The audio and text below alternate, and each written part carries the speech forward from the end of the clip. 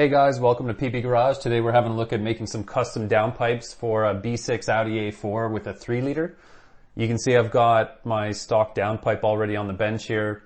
Being a V6, there's one of these on either side of the motor, so you have to do everything that I'm doing here twice. And I'm just taking it apart because I wanted to salvage a few of the parts out of this. I wanted to try and salvage the O2 sensor bungs, and I wanted to try and keep the flange that mates up to the manifold, just to make my life a little bit easier.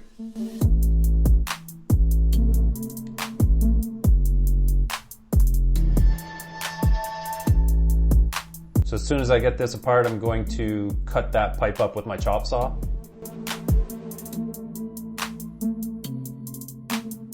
All I've done here, after I took the O2 sensors out and took the heat shielding off, was cut basically the flange off just behind that O2 sensor bung.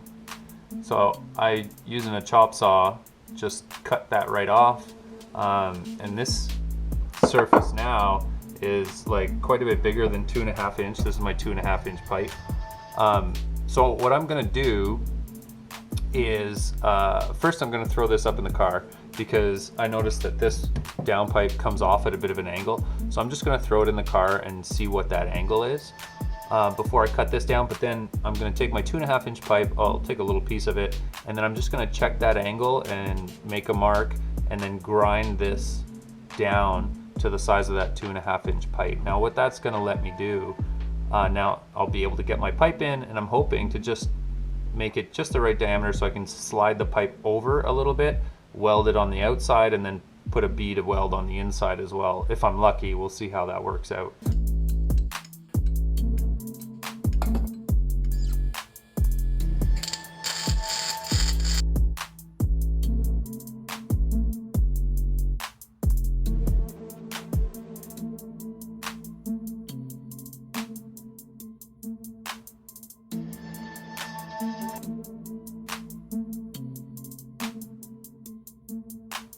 When I was welding these up, I'm using just a flux core wire feed welder, so the welds are not amazing, but they should be strong enough. And I've also just made it out of mild steel just to make it inexpensively and to see if I could get a little bit of performance out of these free-flowing downpipes. So what I did to build them is I actually used the stock flange. So normally your pre-cat would be about here, and I cut the pre-cat off right after that O2 sensor. In hindsight, I probably could have gotten a little bit closer. I didn't want to get too close to where the O2 sensor was, but I definitely could have gotten a little bit closer when I was using my cutoff wheel to try and make that diameter a little bit smaller, just so it would be a little bit cleaner. It actually ended up working not too bad because I was able to weld down into that sort of valley where the pipe sits in, and it's a nice strong connection, but obviously not the prettiest thing. I've got my main O2 sensors back in, and then what I've done is I've gotten rid of the pre-cats, I've gotten rid of the main cat, and I've used the stock transmission mount brackets. I just cut them off the stock system, welded it to this, new flex pipes, and then I've gone with a V-banded exit on the downpipes, so when I go to build the rest of the exhaust, I can just V-band onto it. It'll be a lot easier than using the stock sleeves that come on these that are always a problem and rust out really quickly. So from here to the back of the car, I'm actually going to go from 2 into 1. So right after where they pass under the transmission cross member, I'm gonna go into 1, and then I'll do a 3-inch inlet and outlet high flow catalytic converter that I'm gonna put right after I join the 2 pipes together.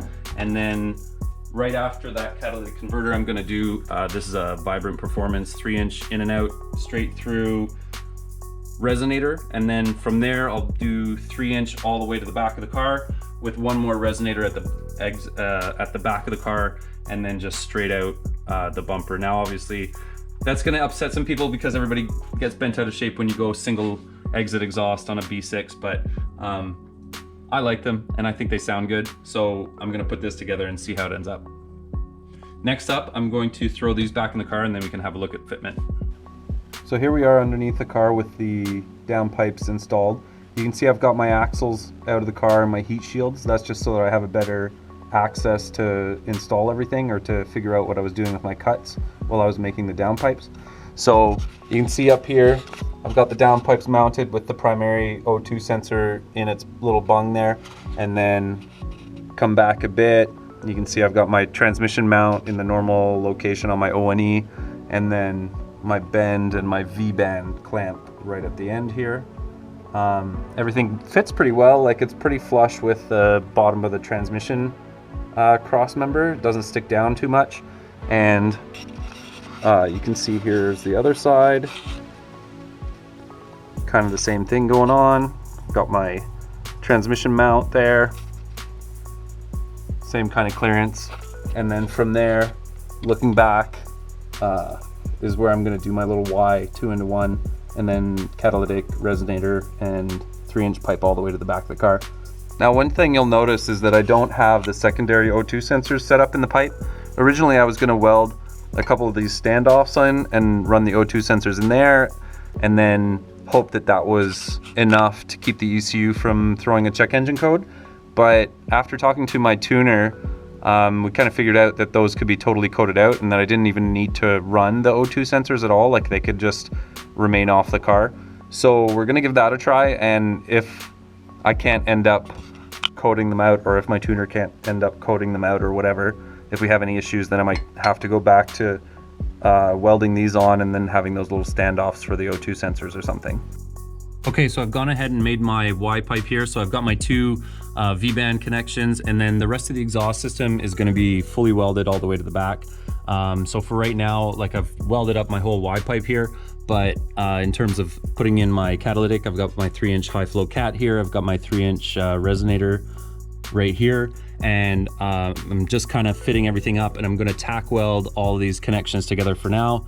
And then I'll be able to undo those V-band clamps, drop the whole exhaust, pull it out from under the car, and then weld everything fully, like all the way around, bring it back in and reinstall the whole thing, and then that should be it for this exhaust. Now, one change that I'm going to do is, so I have my cat and my resonator on, and I did run the car just to see how it sounded, and it was a little bit loud. It sounds really good, but it's a little bit loud.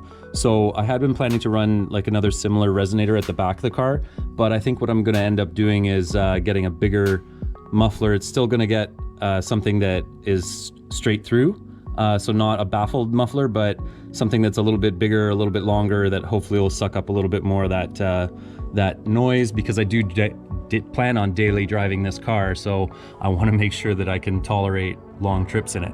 But this all worked out really well with the V-band, with my Y pipe here. So next step, like I say, is just to tack everything in place. You'll notice I've got a bottle jack holding the resonator here. That's as far as I've gotten right now. So I'm going to tack this all into place, and I want to make sure that I support the exhaust properly, because you can get a lot of flex out of these little joints. Like right here, you can see, I can get quite a bit of flex out of that.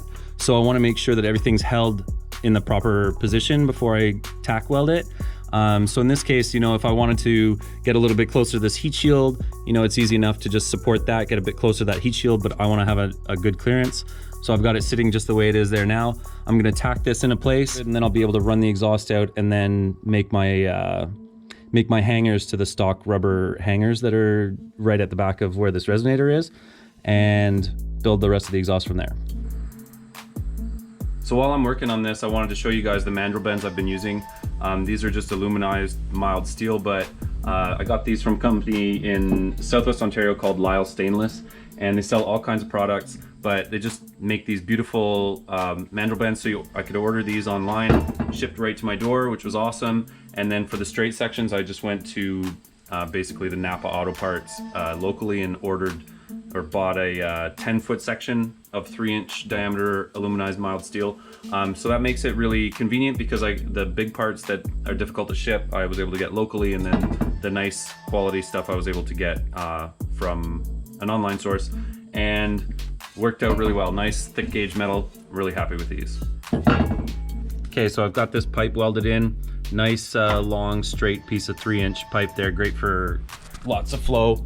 Now what I'm trying to do at the back of the car here is fit a big muffler into this spot here. So what I ended up doing is I ended up trimming the lower bumper cover here a little bit, to gain a little bit of space. And what that's gonna let me do, it's gonna let me get my muffler just up into this space here and fairly far back.